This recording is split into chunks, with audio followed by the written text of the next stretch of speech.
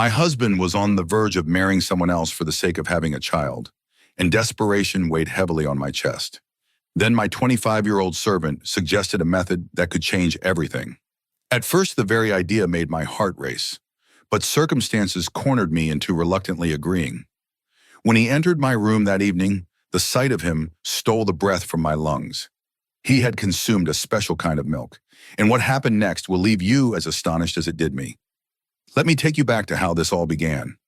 Ramiz's words struck me like thunder on a calm night, unraveling my composure. Falling to my knees, I sobbed at his feet, but his eyes, cold as stone, revealed no mercy. "For how long am I supposed to live with a barren woman like you?" He spat, delivering a swift kick that knocked me backward. His voice dripped with resentment. "This mansion, the wealth, the vast lands we own in the village, none of it will matter if I don't have an heir. My brothers will take over everything." I trembled as his words sliced through me, each one deeper than the last. "I have to have a child, and you've cursed my life with your empty womb. I'm going to marry again no matter what." Before I could respond, he turned on his heel to leave. I scrambled after him, clutching at his feet. "Please, Ramiz, don't do this to me. For you, I left my home, my family, everything. I crossed my father's threshold with nothing but love for you in my heart, and now you're talking about leaving me just because I can't have a child." He looked down at me with such disgust that my soul nearly shattered. "If I had known you were barren, I would never have married you." "But it's not my fault," I cried. "It's destiny. We don't get to choose our fate. I still believe, no, I'm certain, God will bless me with a child." My pleas fell on deaf ears. With a long, calculated look, Ramiz finally spoke. "Fine, I'll give you 3 months. If you become pregnant within that time, I'll forget about marrying someone else. But if you don't," his voice darkened, "I'll divorce you and marry someone who can give me an heir." The echo of his retreating footsteps haunted me as I crumpled to the floor, my sobs suffocating me. I had never imagined that life would betray me like this, that the man I loved, the man who had once adored me, would speak of casting me aside so easily. As tears soaked the floor beneath me, I barely noticed when Gulray, my new servant, entered the room. His gaze fell on me and he hesitated. "Madam, is everything all right?" I turned to him, fury blazing in my eyes. "Get out! Stay in your place, servant! Mind your business!" He flinched as if struck and silently picked up a file from the table. Probably something Ramiz had asked for. Without another word, he left, closing the door softly behind him. I collapsed again, crying until my body had no strength left. Eventually, exhaustion took over, and I drifted into a fitful sleep right there on the cold floor. When I awoke, the sight of Gulrez startled me. He was sitting close to me, watching me intently. The moment my eyes opened, he scrambled back like a child caught misbehaving. Heart pounding, I sat up and demanded, "What are you doing here? Why were you so close to me?" Panic flooded his face as he stammered, "I'm sorry, madam. Please forgive me. I thought you had fainted. You didn't look well, and I was worried, so I came over to check on you," Gulrez said, his voice a mix of concern and apology. My anger flared instantly. "Don't you dare do that again," I warned, my voice trembling with frustration. "If Ramiz finds out, he won't just be angry, he'll kill you. He's very sensitive when it comes to me and wouldn't tolerate any man coming near me. Even if I'm dying, don't come close without permission." Gulrez took 2 hesitant steps back, nodding nervously. "I'm sorry, madam. I only came to ask if you'd like to eat something," he explained. My gaze sharpened as I snapped, "I'm not hungry. Go back to your duties and leave me alone." Without another word, Gulrez turned and quickly exited the room, shutting the door softly behind him. I exhaled and stood up, making my way to the bathroom. I splashed cold water on my face, hoping it would clear my mind and cool the fire burning in my chest. Once back in my room, I sat on the edge of the bed, lost in thought. After what felt like an eternity, I made a decision. I wouldn't let Ramiz slip away. I would become the woman he couldn't resist, fit, attractive, and ready to reignite the love we once shared. If I could remind him of the passion we had, maybe, just maybe, he would forget about a second marriage. I pulled out a stunning outfit from my wardrobe, one of Ramiz's favorites, and carefully selected matching jewelry to complement it. As the evening wore on, I prepared myself, each step driven by desperation. I wanted to look perfect. I wanted him to see me and remember why he fell in love with me. But as the night crept closer to midnight, the hours felt like daggers. Ramiz still hadn't come home. My stomach growled, reminding me that I hadn't eaten since morning. The hunger was making me dizzy, and I could no longer wait. Reluctantly, I left my room and made my way to the kitchen. To my surprise, I found Gulrez there. He greeted me with a faint smile, one that seemed to carry genuine warmth. "Madam, would you like me to set the table for you?" I frowned, confused. "Why are you still here? It's nearly 11 p.m. Your shift ended at 10. Shouldn't you be in the servant quarters by now?" I asked, narrowing my eyes. Gulrez shrugged, his tone sincere. "I knew you hadn't eaten today. Not breakfast, lunch, or dinner. I stayed back in case you needed something." His words caught me off guard. No one had ever shown me this level of care before. The other servants always completed their tasks and left promptly. But Gulrez, he had waited for me. His job was to wash the dishes, not serve meals, and yet here he was, waiting to ensure I didn't go hungry. For a moment, I felt a strange warmth spread through me, but I quickly shook it off. "All right," I muttered softly. "I'm hungry. Please set the table." Gulrez nodded and hurriedly warmed the food before arranging it neatly on the dining table. I sat down, still feeling weak from the day's emotional roller coaster. He stood silently to the side, watching me with a quiet vigilance. I glanced at him and said, "You can leave now. I'll clean up the dishes myself." But Gulrez shook his head. "I'll stay," he insisted, as if ensuring I was okay was more important than anything else. I ate slowly, my eyes drifting to the clock on the wall. Each passing minute made my heart sink further. Ramiz had never been this late before. The nagging question of where he could be gnawed at my mind until I could no longer bear it. I picked up my phone and dialed his number, my fingers trembling as they hovered over the screen. Gulrez remained nearby, his presence oddly comforting, but unnoticed, as I focused on the ringing phone. After several rings, someone finally answered, but it wasn't Ramiz. The voice on the other end belonged to a woman. My heart skipped a beat, and my grip on the phone tightened. "Hello? Who is this?" I asked, trying to keep my voice steady. The woman chuckled softly before replying, "I'm Mr. Ramiz's secretary. He just stepped into the bathroom." Her words hit me like a bolt of lightning. "Where is he and why hasn't he come home yet?" I demanded, my voice rising. There was a brief pause, followed by an awkward silence. Then the secretary cleared her throat and said, "We're at a gathering at one of his friends' places.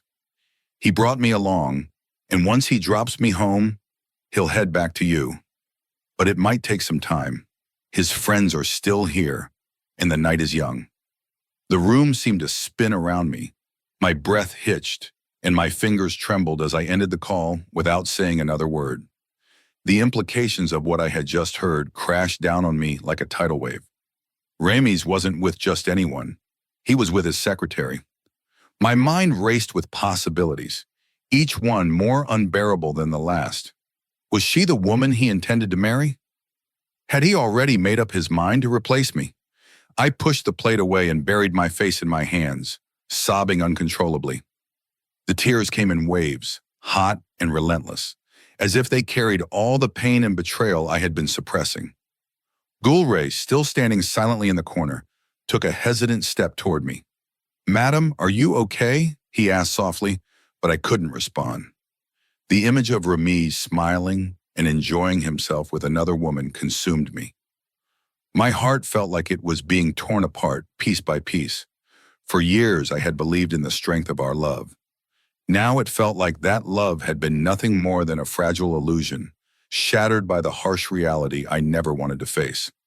Gulrez, who had been standing silently behind me, rushed over as soon as he saw the tears streaming down my face. Panic flickered in his eyes. "Madam, what's wrong? Please tell me. Is everything okay? You were crying like this earlier in the day too. Is the master all right?" His voice trembled slightly as he waited for my response. I said nothing, unable to find the strength to speak.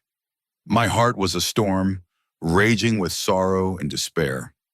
When I didn't answer, Gulrez hesitated before softly continuing, "Madam, every household has its share of arguments. There's no need to be so worried. Things have a way of working out on their own." I shook my head vehemently, tears dripping onto the table. "Nothing will be fine, Gulrez," I whispered, my voice breaking. "My husband has made up his mind to bring another woman into this house, a second wife." The weight of my words settled heavily between us, and I realized with a jolt that I had just confessed something I never thought I could share with anyone. Between sobs, I let it all out. "I can't have children, Gulrez. I'm barren. That's why my husband is planning to marry someone else." Shock widened his eyes, but he quickly regained composure and ran to get a glass of water. He handed it to me with trembling hands. "Madam, don't lose hope. There's a solution to every problem. You never know when things might turn around," he said gently. I took a small sip of water and leaned back against the chair, defeated. "I've tried everything, Gulrez. I've been to every major hospital in the city. I've seen the best doctors, but they all say the same thing. There's no medical problem, no condition that can be treated. They say that only God's will can bless me with a child, and until then, there's nothing anyone can do." I covered my face with my hands. But how do I make Ramiz understand that? He doesn't care about God's timing. He wants a child now, and if I can't give him one, he's ready to replace me with someone who can. My tears flowed again, uncontrollably. Gulrez's gaze softened as he watched me. "You love him so much. You take such good care of him, and yet he's willing to do this to you?" he asked, disbelief coloring his tone. I closed my eyes tightly, trying to suppress the pain threatening to consume me. "You have no idea how much I love him, Gulrez. I've crossed every limit, broken every boundary for him. I gave up everything I had to be with him. If he leaves me now, I won't survive. I have nowhere else to go." Gulrez knelt at my feet, his face filled with genuine concern. "What about your family, madam? Can't they help you?" The mention of my family unleashed a new wave of tears. Memories of my past flashed before my eyes, each one more bittersweet than the last. I was my parents' only daughter, the apple of their eye. They loved me more than anything in the world and sacrificed their own dreams to fulfill mine. They enrolled me in the best school in the city and never once let me feel the weight of our middle-class background. I still remember how my father would fulfill my every wish without a second thought. Whether it was a new dress, a school trip, or a book I wanted, my father never said no. He believed in giving me the best life possible, and for that, he worked tirelessly. But that was who he was, a man who valued his daughter's happiness above everything else. When I grew older, they sent me to the most prestigious college in the city. That's where my life took a turn. It was at that college where I first met Ramiz. Ramiz wasn't a student there. He would often wait outside the college gates, leaning casually against his sleek black car. He wasn't just another young man trying to impress girls. He was different. His presence was magnetic, his dark eyes captivating, and his sophisticated style irresistible. The moment he saw me, he made it his mission to win my heart. At first I ignored him, thinking he was just another rich boy looking for a thrill. But Ramiz was persistent. Day after day he would be there, waiting for a glimpse of me. Eventually his charm worked its magic, and I found myself falling for him.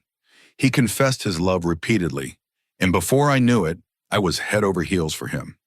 It wasn't long before I asked him to send a marriage proposal to my family. I was sure my parents would understand and accept him because, to me, he was perfect. But to my shock, my father flatly refused. His disapproval shook me to my core. No matter how much I pleaded and explained that I loved Ramiz, my father remained firm in his decision. "He's the son of a wealthy landlord," my father had said, his voice heavy with concern. "Rich men like him don't stay committed to one woman for long. Their lives are full of temptations, and they have the means to indulge in them. I don't want you to end up heartbroken." But I couldn't listen.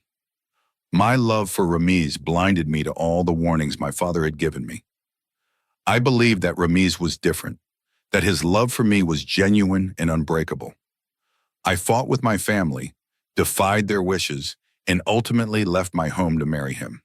And now, here I was, on the verge of losing the man I had given up everything for. My dear, every man in that family is the same, my father had said, his voice firm and unyielding, especially those who come from wealthy backgrounds like his. They don't value their wives the way you think they do. If they tire of one, they replace her without a second thought. Ramiz will marry someone from his family. That much is certain.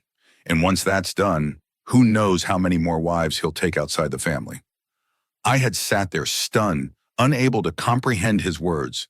But that's not necessary, Abba, I argued, desperation lacing my voice. Not every man is like that. I know Ramiz is rich, and yes, he comes from a powerful family, but he loves me. Isn't that what matters? My father had smiled, but it was a smile filled with the wisdom of experience. You don't understand their ways. The elders in his family ensure that their sons marry within the family, whether you know it or not. One day, when you find yourself replaced, you'll remember my words, and by then, it will be too late to undo the damage. Despite my father's warnings, he refused to approve of my relationship with Ramiz. His rejection had devastated me, and when Ramiz found out, he was furious. I will marry only you, he declared. There's no one in my family waiting to marry me, and there never will be. You're the only woman I want to be my wife. His determination had fueled my own. I made up my mind. I would marry Ramiz, no matter the cost. And so, without my family's approval, we had a court marriage. It was the ultimate betrayal to my father, the man who had loved me beyond measure. I had driven a dagger straight into his heart. After the marriage, I went back to face my father, hoping for his forgiveness. But his response had shattered me. You are no longer my daughter, he said coldly. The shame I had brought upon the family was too much for him to bear. The entire neighborhood knew that I had been missing for 4 days. 4 days that I had spent with Ramiz, hidden away from the world. Ramiz had refused to let me return home sooner, fearing that my father would find a way to separate us. When I finally stood at my father's doorstep, it was too late. My parents had already faced the brunt of society's harsh judgment. With tears in my eyes, I had begged for forgiveness. But my father had pushed me away. Leave this house, he said, his voice filled with pain and anger. You no longer have a place here. That day I lost my family forever. But Ramiz had been my savior. He gave me all the love and affection I had longed for. Our relationship flourished, and for a time I believed that everything would be fine. Yes, I missed my parents terribly, but Ramiz always found a way to distract me, to make me smile again. I convinced myself that his love was all I needed to fill the void in my heart. For a while it worked, but then Ramiz started demanding something I couldn't give him. A child. His desire for an heir became an obsession. At first it was subtle. He would mention it during conversations, ask me about doctors and treatments. But as time went on, his impatience grew. A year passed and still I wasn't pregnant. That's when the pressure intensified. I need a child, he would say, over and over again.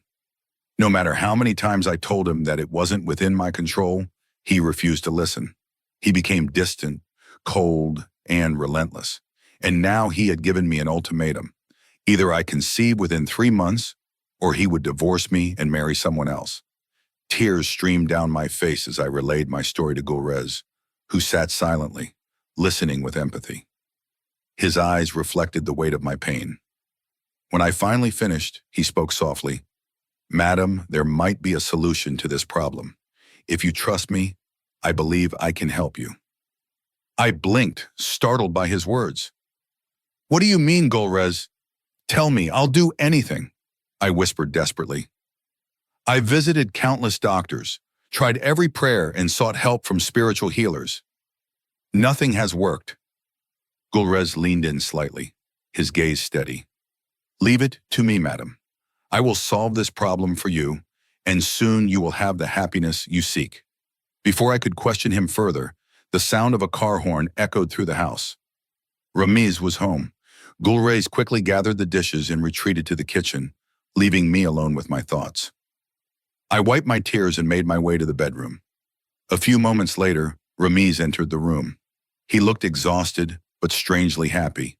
He tossed his coat onto the bed and began humming a tune as he removed his shoes. His carefree demeanor only fueled the storm brewing within me.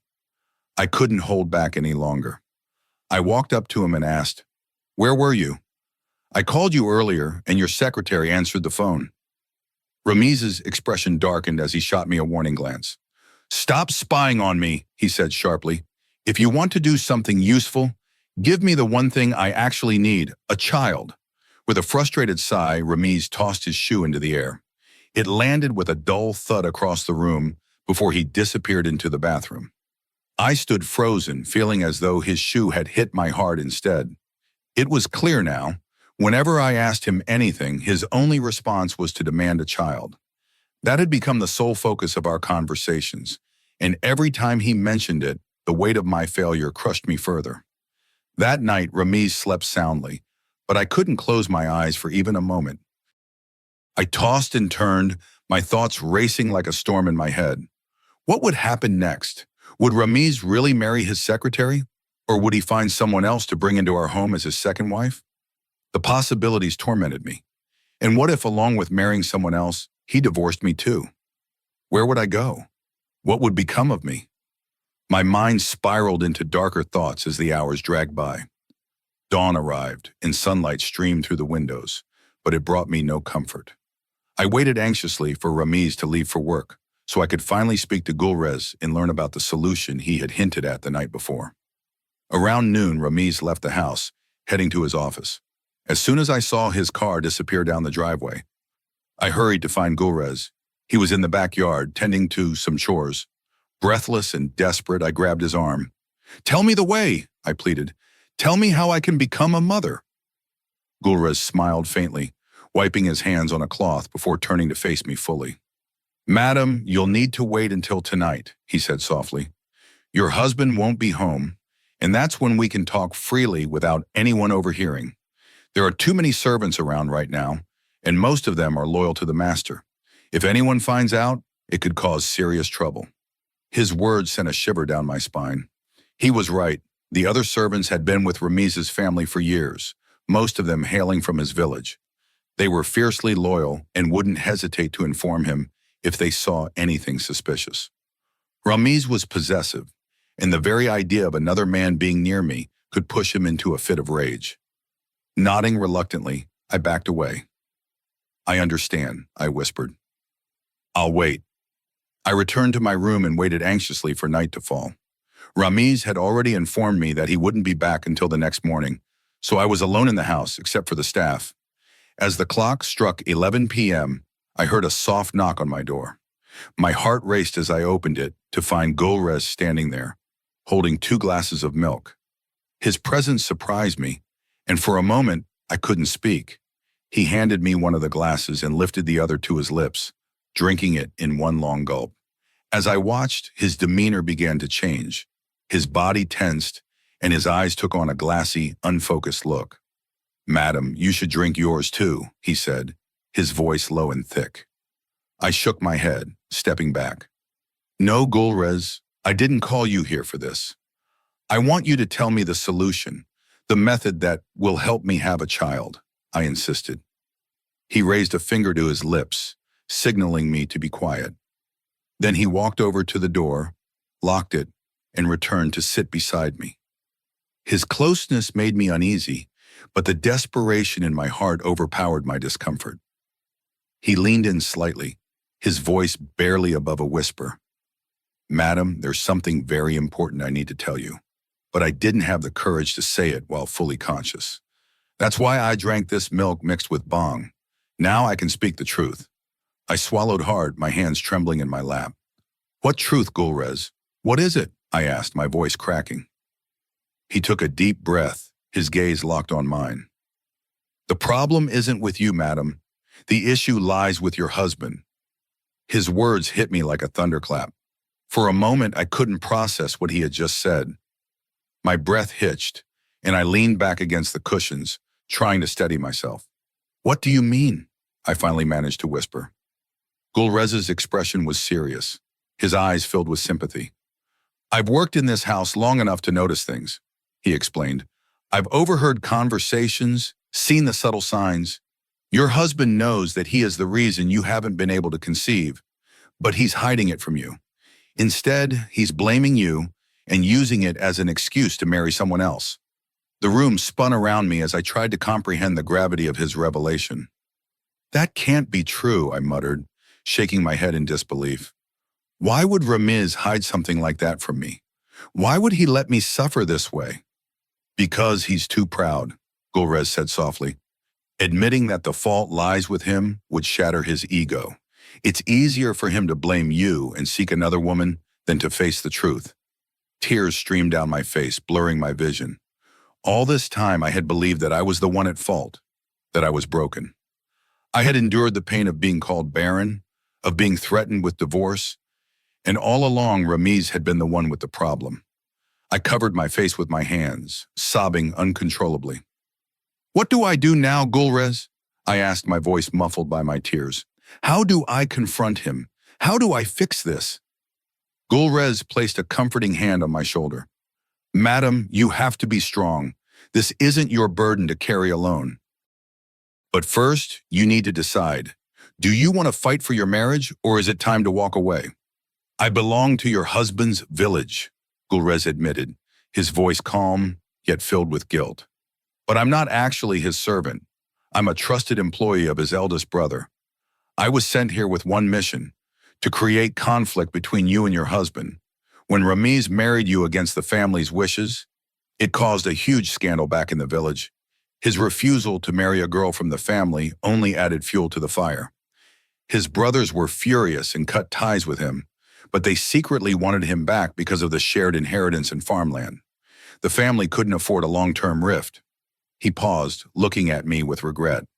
"They tried for a long time to convince Ramiz to leave you and marry someone from the family. But when he refused, they sent me.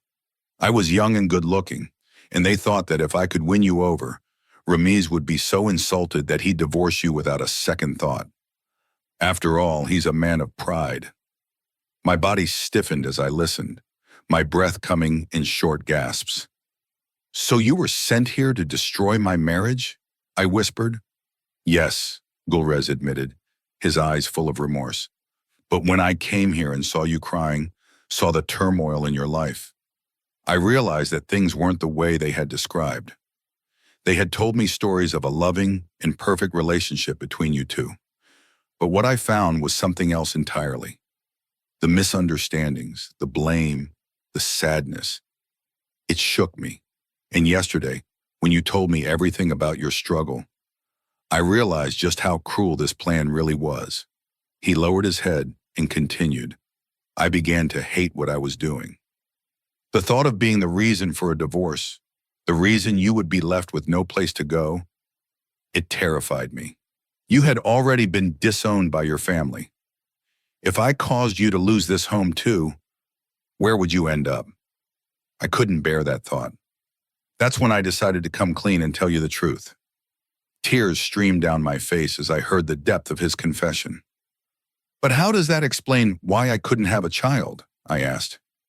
Gulrez took a deep breath. "The reason you haven't been able to conceive is because of the medicine I've been giving your husband," he admitted, his voice heavy with guilt.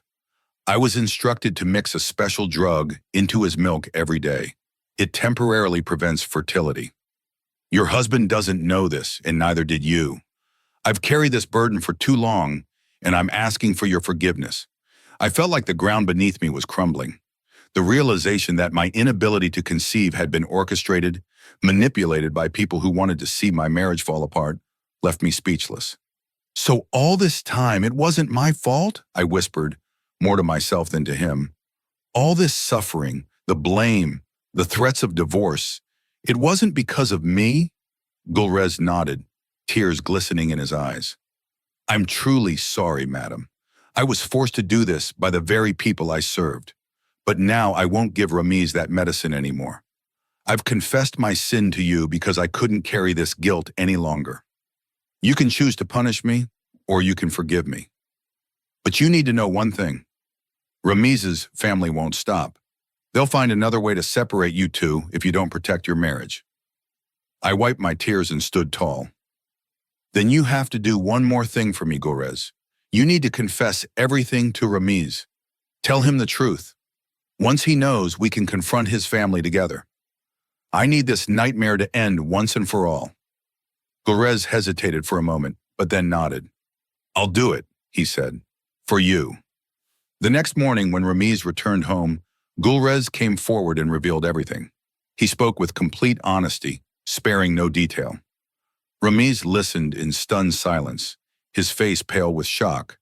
When Gulrez finished, Ramiz looked at me, guilt and pain reflecting in his eyes. He walked over and pulled me into a tight embrace. I'm so sorry, he whispered, his voice cracking. I didn't know. I've been so unfair to you. For the first time in months, I felt like the man I had fallen in love with was back. Ramiz's anger wasn't directed at me anymore. It was aimed at his brothers. He stormed out of the house and confronted them, demanding answers and severing ties with those who had betrayed him. Gulrez, who could no longer return to Ramiz's brother's service, was offered a permanent job by Ramiz himself. You helped save my marriage, Ramiz told him. I owe you that much. 2 months later, the miracle I had prayed for finally arrived. I found out that I was pregnant. The joy was overwhelming, and I couldn't hold back my tears as I thanked God for this blessing. I knew that it wasn't just the absence of the medicine that had made this possible. It was destiny, aligning at just the right time. With the news of my pregnancy, I made another important decision. I returned to my parents' home, hoping that they would forgive me. To my surprise, they embraced me with open arms. My father's eyes were wet with tears as he said, "We missed you every day, but we were too proud to admit it." I apologized profusely, acknowledging my mistakes and vowing to rebuild the bond I had broken. That day, my family was reunited, and I felt a sense of peace that I hadn't felt in years. As I look back on everything, I realized that Gulrez played a crucial role in saving my life. Without his intervention, I might never have uncovered the truth, never reunited with my family, and never experienced the joy of becoming a mother. He changed the course of my destiny. Ramiz and I have healed from the wounds of the past, and I have forgiven him, just as I have forgiven Gulrez. Today, my life is complete. I have my husband, my child, and my family. The journey was painful, but it taught me the value of resilience, forgiveness, and love. If you've ever felt lost or trapped by circumstances beyond your control, know that hope exists even in the darkest moments. Share your thoughts in the comments. Your story could be the light someone else needs.